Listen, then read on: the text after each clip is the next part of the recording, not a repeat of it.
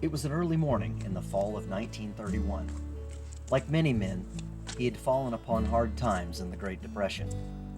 And so, like so many others, he had taken to the open road, hiking and hitching his way between jobs.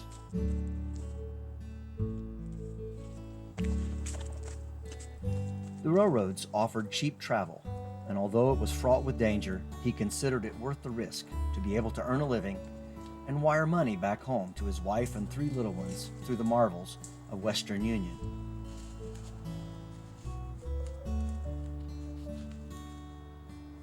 Now, he was looking for a camping spot that another hobo had told him about. It was close enough to be able to catch out on the next freight train when it stopped to take on water, but far enough off the tracks where he would not be spotted by the railroad bulls, engineers, or the brakemen. And there it was, just a small fire ring of rocks.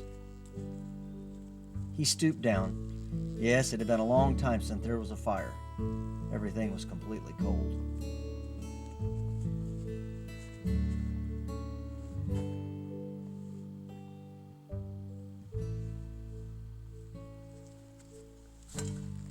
Well, it was time to change that and get his own fire started. He was hungry and looking forward to his supper.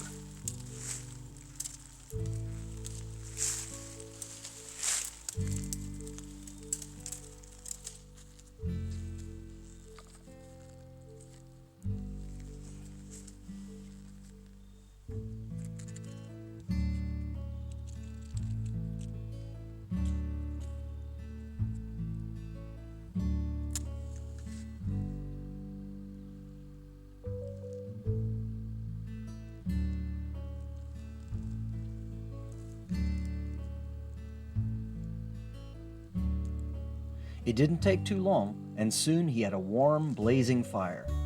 The evening was cool, and there was a hint of a coming rain in the air.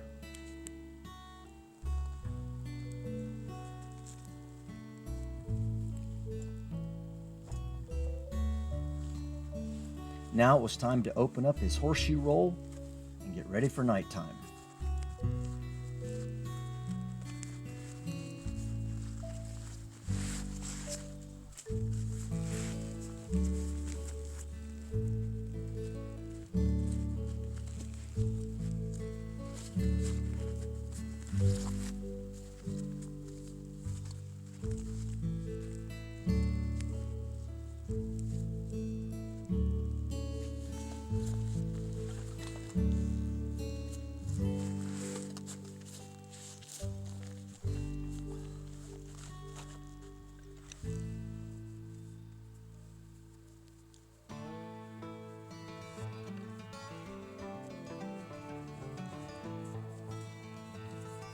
First was a can of St. George's sausage, and then a can of chili con carne.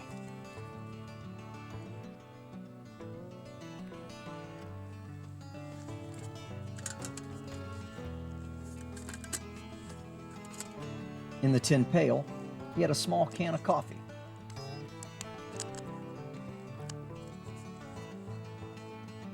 There were some extra matches,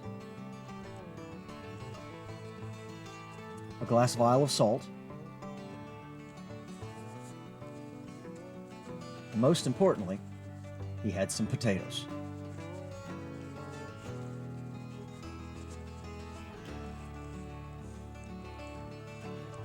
For clothes, he had an extra pair of socks, a good clean shirt,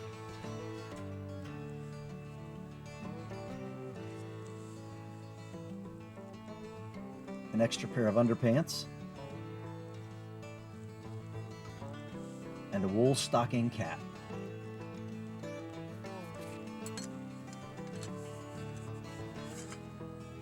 He had his frying pan, some extra string, a small tin of sugar, and a spoon.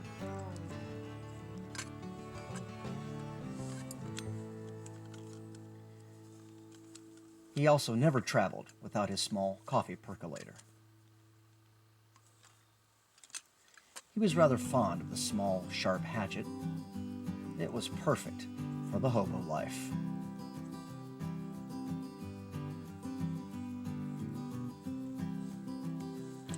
He also brought his old cotton work gloves, as well as some fingerless gloves, in his coat pockets. He had his tent pegs, as well as a food grater, which doubled as a fire grate, along with his tent poles.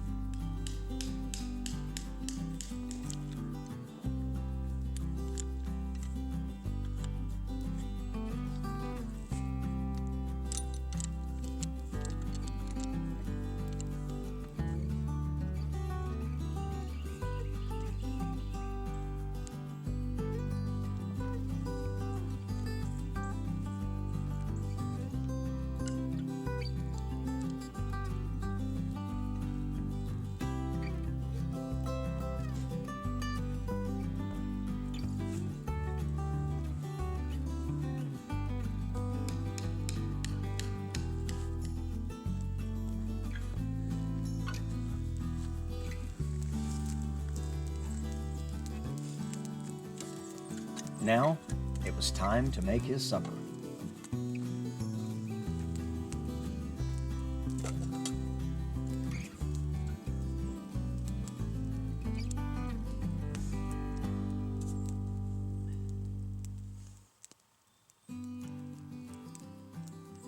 He peeled a potato carefully, not wanting to waste any of it.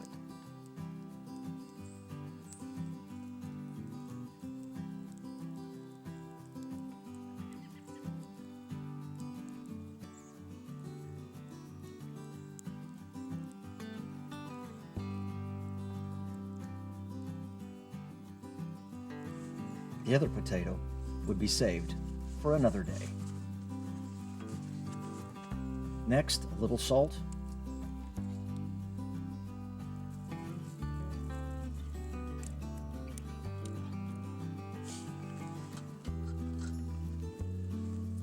and after that, he would add the delicious can of sausage.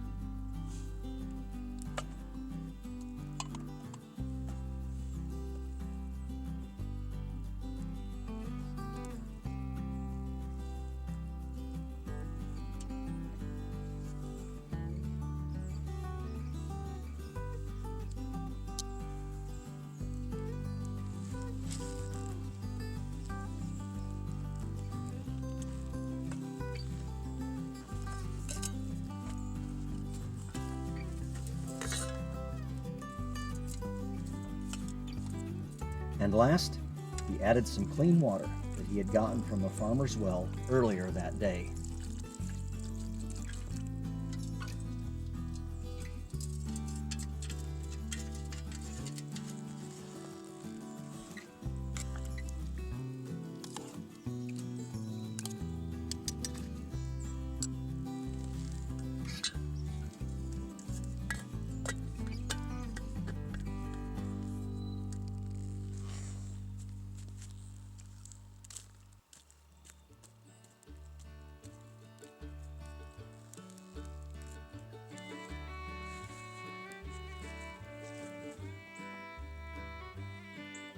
And now that supper was cooking, it was time for a bit of coffee as well.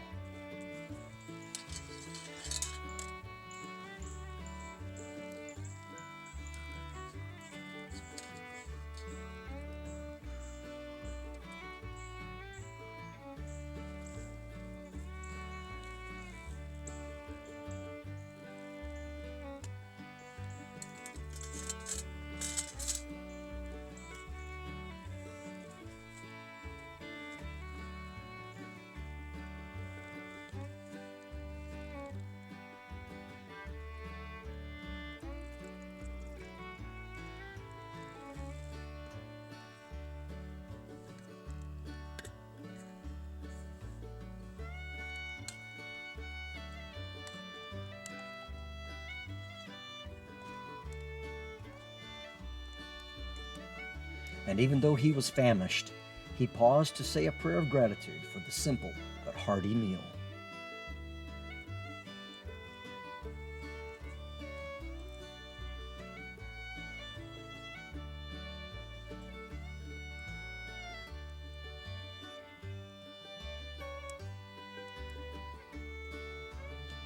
As he ate, his mind turned toward home, his loved ones, and the work he would surely find on the morrow.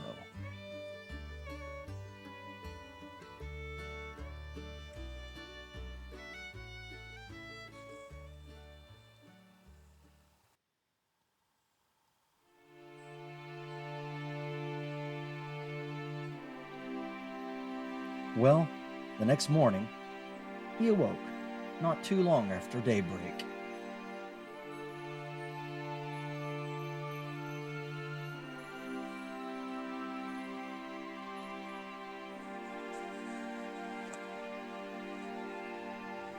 It had rained a lot during the night, but now the sky was clearing, and the rain had passed. It was going to be a very good day.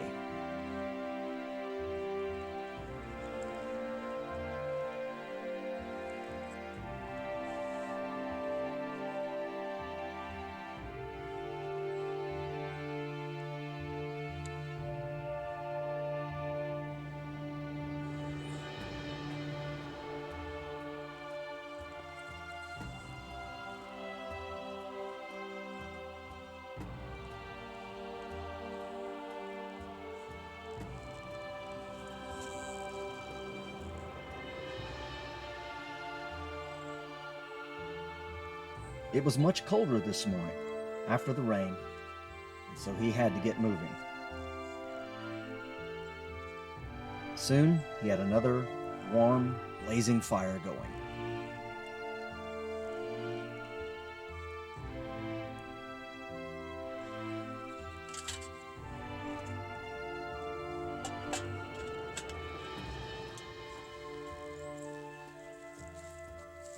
There was a small creek nearby, and he went to collect a pail full of water so that he could perform his morning ablutions.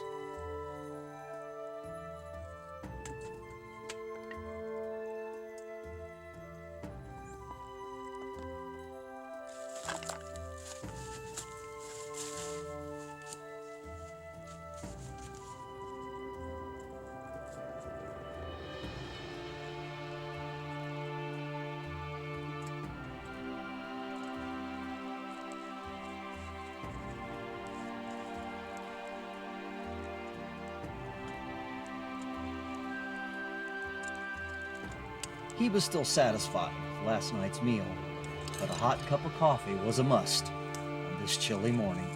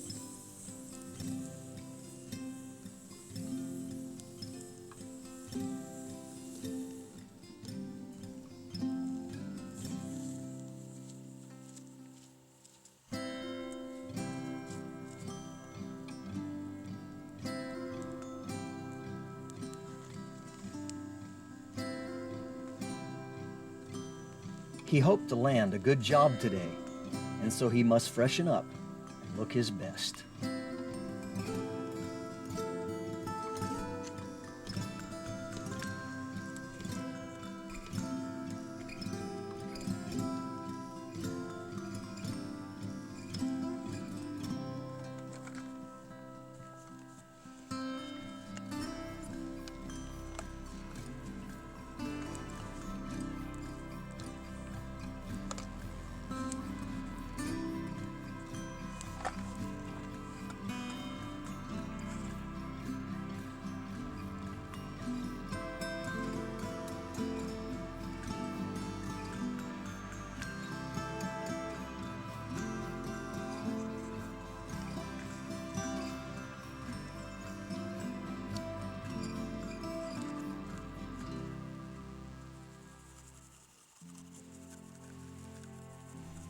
As he brushed his teeth, he mulled over in his mind how blessed he was.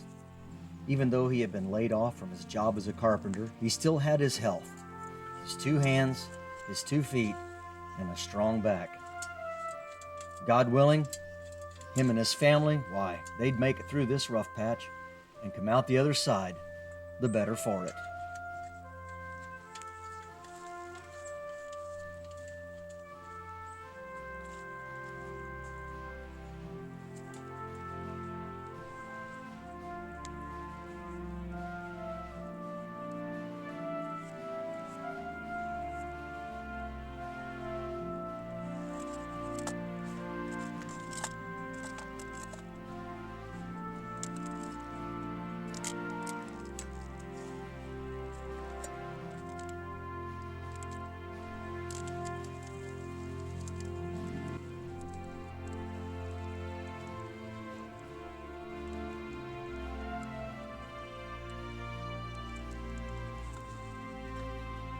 Now, it was time to scrape the stubble from off of his neck.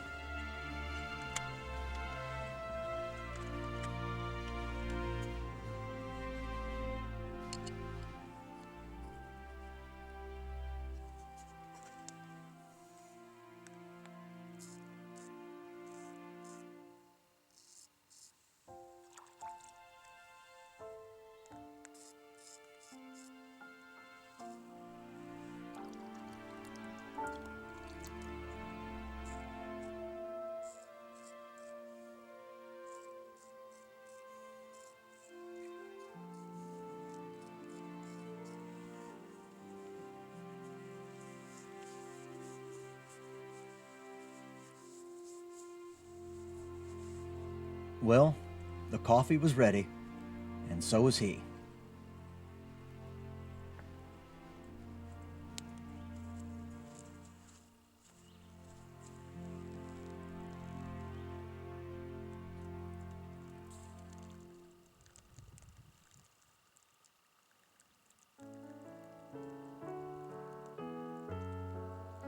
Nothing like a hot coffee on a cold morning. And even though it wasn't actually food, he still breathed the silent prayer of thankfulness. There were many far worse off than he.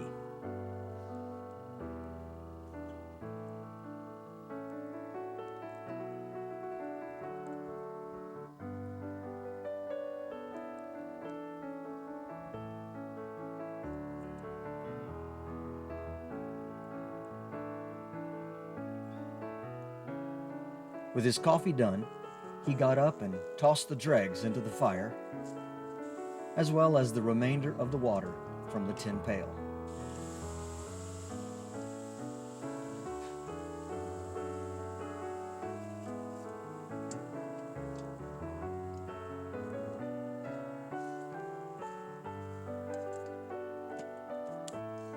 All that remained was for him to pack up and hit the road again.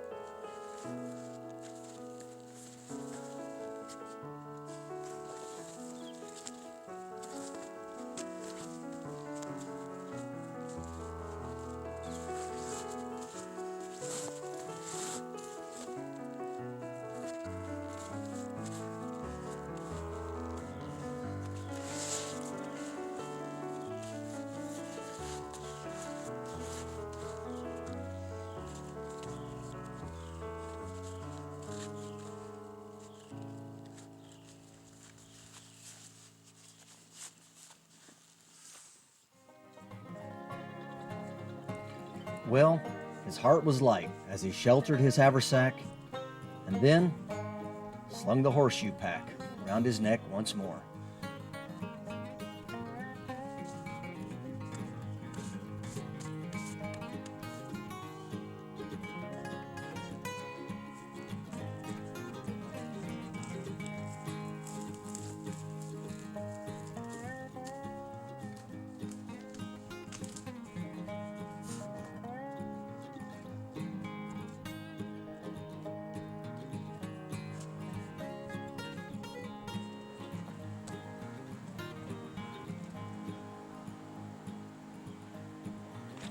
Yes, today was going to be a good day, and he was ready for it, and the adventure that awaited him just around